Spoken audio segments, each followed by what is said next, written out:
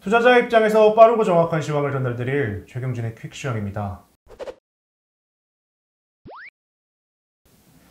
오늘도 아시아 시장 중 한국이 가장 부진했던 것 같습니다. 어떠셨나요? 네, 오늘은 1993년도에 그 빌 머레이라는 사람이 나왔던 영화가 하나 있습니다. 사랑의 블랙홀이라고. 네. 그 영화의 내용이 뭐냐면 하루가 반복되는 내용입니다. 네, 오늘도 바로 질문 드리겠습니다. 오늘은 그저께 시장과 같이 흐름이 또 부진했습니다. 미국 선물이나 중국 시장을 보면 부진할 이유가 있었는지 궁금하네요. 네, 미국 시장은 지금 5일째 올라가고 있는데 우리나라 시장은 4일째 답보 상태에 있다. 네. 못 올라가고 있다. 네. 오늘은 중국의 금리가 동결된다는 발표가 있었는데 그거 나오고 나서 갑자기 선물 매도가 나왔어요. 네. 오늘 뭐 미국 선물도 그렇게 장중에는 그렇게 빠지지 않았거든요. 그리고 중국 시장 같은 경우도 빠졌다가 플러스로 오전에 플러스로 들어갔다가 점심시간 지나고 나서 다시 마이너스로 살짝 내려왔고 홍콩 같은 경우는 1% 이상 올라 있었습니다. 그런데도 불구하고 우리나라 시장에서 외국인들의 선물 매도가 많지도 않습니다. 한 2천억 정도 이렇게 나왔었고 오늘 기간의 주식 매도는 일직선으로 이렇게 45도 각도로 떨어지는 듯한. 예. 근데 그 금액도 많지 않습니다. 네. 금액도 많지 않은데 매수가 좀 많이 부족하다는 얘기겠죠. 네. 모멘텀이 없으니까 매수가 부족하다. 뭐 그렇게 봐야 될 것 같은데 하여튼 지금 현재 우리나라 시장에서는 주식을 사야 할 이유를 찾지 못하는 그런 상황인 것 같습니다. 어제 미국의 그 신규 주택 착공 건수가 155만 건이 나왔는데 이게 전망치가 162만 건이었는데 이전치보다 마이너스 1.6% 정도 떨어졌어요. 이건 뭐 공급망 때문에 지금 그런 게 떨어졌다. 뭐 그래서 뭐 큰 거는 아니고 무디스가 중국의 부동산 그 개발 업체 7곳의 신용 등급을 동시에 하향했습니다. 예. 이런 경우는 좀 드물다고 하는데 뭐 그래도 오늘 중국은 괜찮았다. 네. 그리고 OECD가 2022년까지는 경제가 뭐 괜찮을 것 같다, 안정적이다, 뭐 이렇게 얘기를 했는데 공급망 이 부족 사태가 계속 가중된다면 조금 혼란스러울 것 같다. 그리고 이제 부채 관리 이거 잘 해야 된다, 뭐 이런 얘기를 했어요. 뭐 늘 하는 얘기입니다. 네, 지금 현재 나와 있는 얘기 중에 늘 하는 얘기고. 그리고 그 구글이 또 자체 그 생산한 텐서라는 칩을 가지고 픽셀 6 핸드폰을 또 출시를 했어요. 네. 이것도 이 픽셀 5보다 성능이 80% 정도 이렇게 향상된 뭐 그런 자체 칩을 이렇게 자꾸 개발하고 있는데 알리바바도 오늘 그 서버용 칩을 자체 개발했다고 네. 얘기를 했는데 자체적으로 지금 회사들이 그 IT 회사들이 칩을 만들고 있어요. 네. 인텔이나 AMD 이런 회사들은 좀 위기죠, 위기. 네. 그리고 넷플릭스의 실적이 나왔는데 실적이 뭐 좋았죠. 네. 그리고 뭐 오징어 게임 때문에 가입자 수가 폭증을 했는데 이것 때문에 우리나라의 컨텐츠 주식들이 지금 계속 올라가고 있는 것 같다. 네. 오늘 또 올랐습니다. 네. 그리고 그 연준 의장 파월이 10월 전에 주식을 갖고 있는 거를 한 500만 달러 정도를 매도를 했다. 예. ETF를 갖고 있었던 것 같은데 뭐 그것 때문에 또 말이 많습니다. 네. 시장을 조작하는 사람인데 이 사람이 시장이 떨어지기 전에 주식을 팔았다라는 거. 예. 그 뭐 우리나라에도 그런 거 나오면 이거 그 조사하지 않습니까? 네. 이 신뢰도가 깨지는 일이죠. 네. 그리고 연준 이사 한 명이 그 연말까지 물가가 계속 이 상태에 있으면 금리를 조기에 올려야 된다. 뭐 이런 식으로 또 주장을 했어요. 네. 별로 중요한 얘기는 아닙니다. 네. 근데 이 얘기 때문에 어제 미국채 금리가 많이 올랐어요. 1.57 정도에 있던 게 1.65까지 올랐거든요. 네. 많이 올랐어요. 근데 금리가 오르면 왜 자꾸 불안해 하는지 모르겠습니다. 금리 발작은 이미 지났기 때문에 금리가 오른다고 해서 예, 무서워하거나 이제는 그런 두려워해야 할 이유가 없거든요. 네. 그리고 또 다른 그 연준 총재 한 명은 그 노동력 부족, 이게 지금 너무 심각하다. 예. 그래서 이게 이제 팬데믹보다 지금 그 코로나 사태보다 더 오래 갈 것 같다. 뭐 이런 얘기를 했어요. 네. 최근에 뭐 미국에서 그 노동자들이 임금 올려달라고 파업하는 거 혹시 보셨는지 모르겠는데 뭐 그런 얘기들도 있고, 지금 오늘 나온 뉴스는 운송업, 그 미국 운송업의 트럭 기사, 운전사들이 8만 명이 부족하다. 예. 영국도 부족한데 여기도 부족하다. 네. 물류 대란이 해소되기 좀 어렵다. 뭐 이런 얘기죠.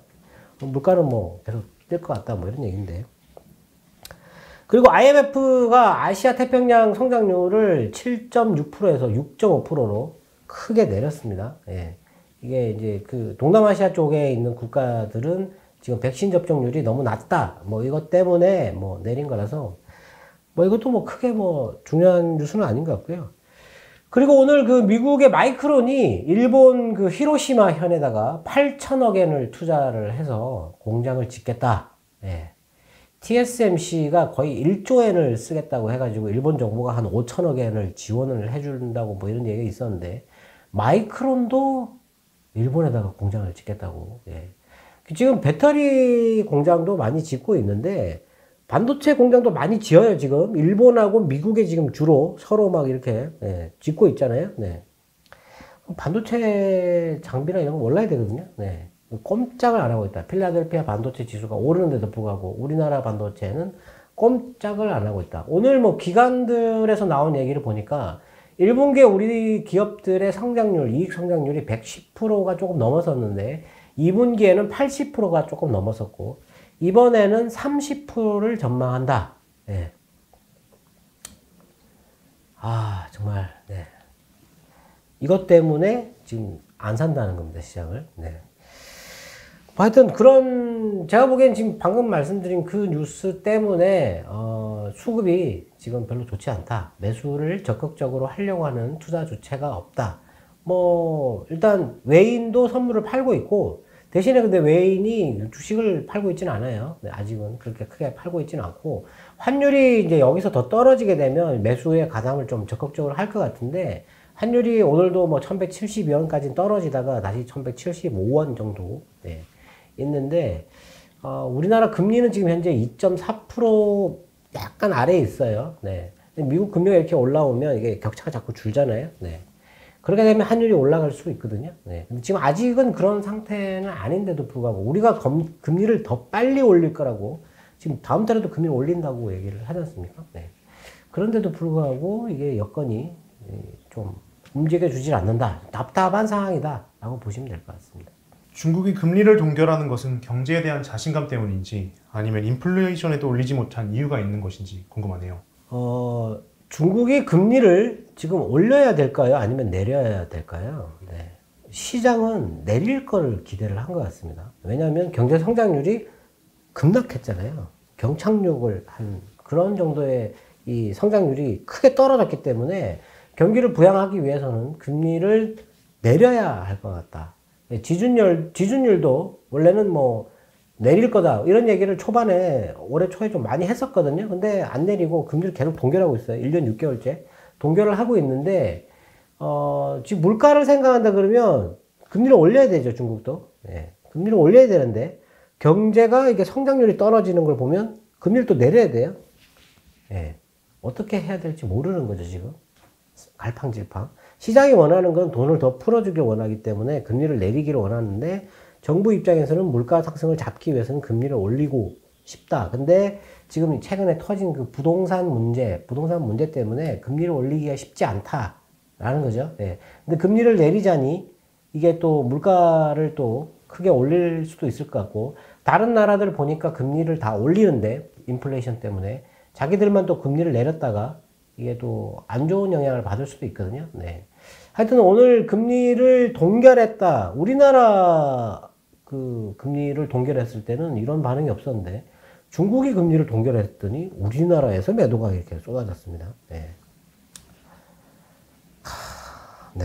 그리고 중국의 주택가격 지수가 그 9월 달에 3.8% 네, 올랐다고 나왔는데 이전이 4.2%였어요. 그러니까 그 주택가격이 떨어진 거죠. 네.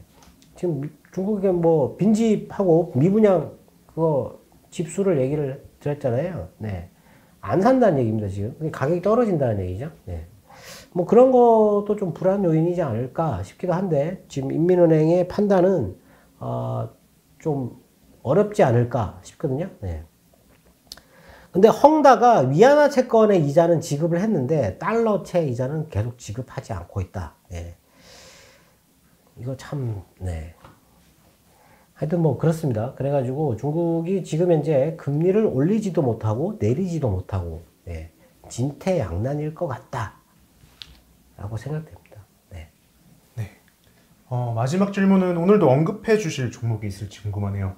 네, 오늘 그 나온 뉴스 중에서는 중국이 석탄 시장에 직접 개입하겠다 뭐 이런 식으로 얘기를 했어요. 이 석탄 가격이 너무 많이 올라가니까 가격을 끌어내야겠다 그랬더니 오늘 그 뉴스 나오고 나서 석탄 선물 가격이 급락했다 뭐 이런 얘기가 있었거든요. 네.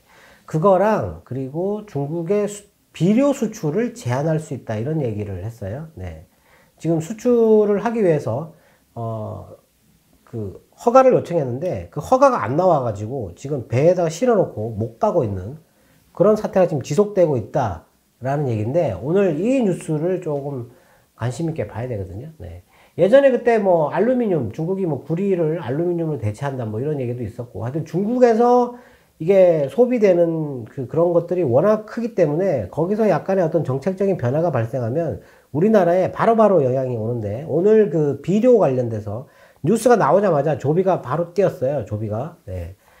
근데 조비가 원래 대장은 아닌데 조비가 바로 뛰고 그 뒤에 이제 효성 OMB, 나베화학 이렇게 뛰었거든요. 근데 오늘 제일 많이 오른 거는 나베화학이 많이 올랐어요. 네.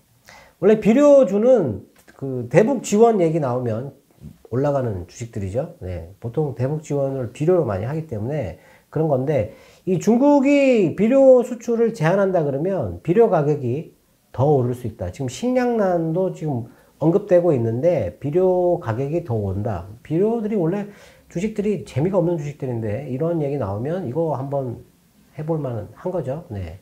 조비를 찍었었는데 남해화학 쪽이 뛰었다. 네. 한번 관심 있게 보는 게 좋을 것 같습니다. 그 비료를 제일 많이 쓰는 나라가 인도랑 파키스탄 이런 쪽에 중국이 수출하는데 우리나라도 그런 걸 좀 봐야 될 것 같고요. 네.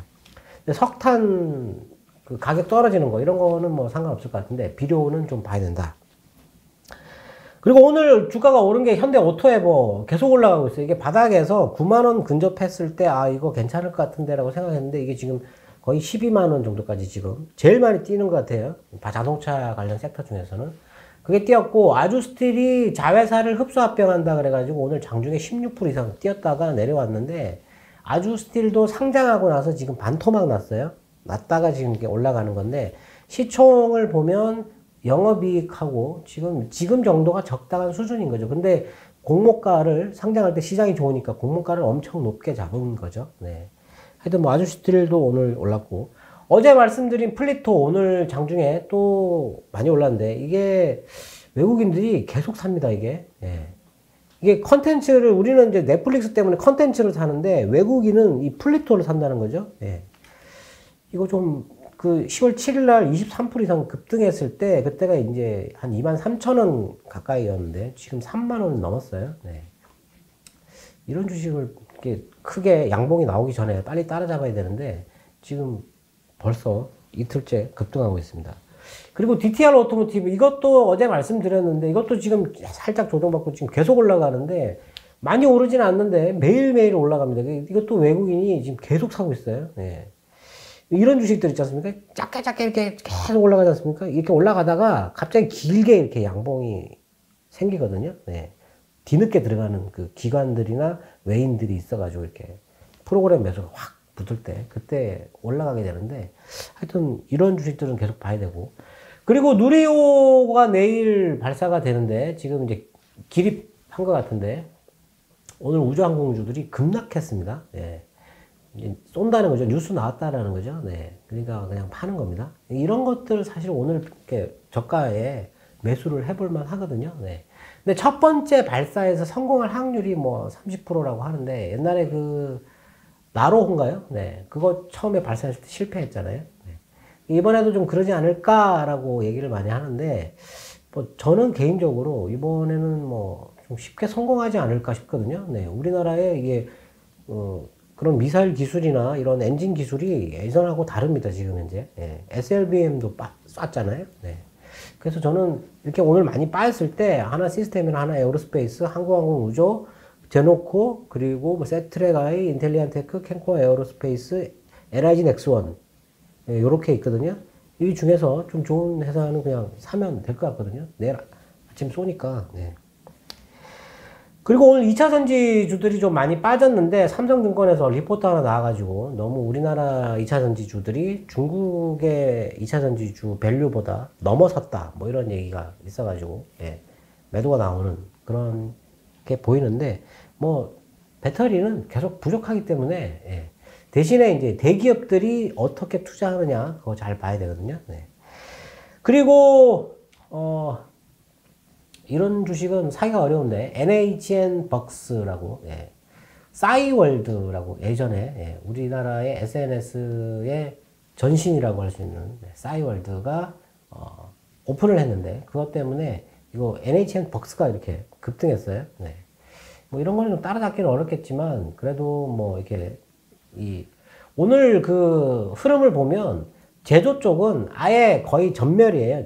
제조업은 지금 그 증권사들이 실적을 너무 안 좋게 보고 있어가지고 전멸이고 소프트웨어 이런 쪽만 올라가거든요. 네. 그러니까 컨텐츠, 메타버스, 네. 그리고 뭐 쿠콘도 오늘 좋은 흐름이긴 한데 이게 지금 상장하고 6개월째이기 때문에 보호해수 물량 생각을 해야 되는데 웹캣이랑 쿠콘도 계속 좋아 보이고 그리고 지금 플리토 관심 있게 보는 거는 바이브 컴퍼니와 알체라와 플리토였는데 플리토가 지금 계속 끌고 가고 있다. 네.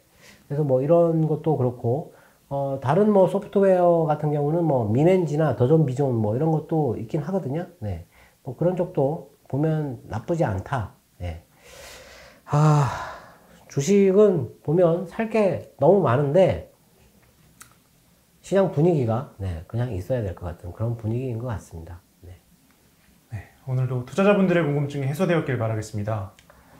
네, 이번 주는 뭐 헝다 때문에 조금 긴장을 했었는데 사실 지금 헝다는 거의 뭐 이제 시장에 영향이 없는 것 같은데 우리나라는 이유를 알 수 없어요. 지금 현재 분위기가 왜 이런지. 제가 생각에는 모멘텀이 없다라는 건데 이 모멘텀이 어디서 생길지 좀 찾아봐야 될 것 같습니다.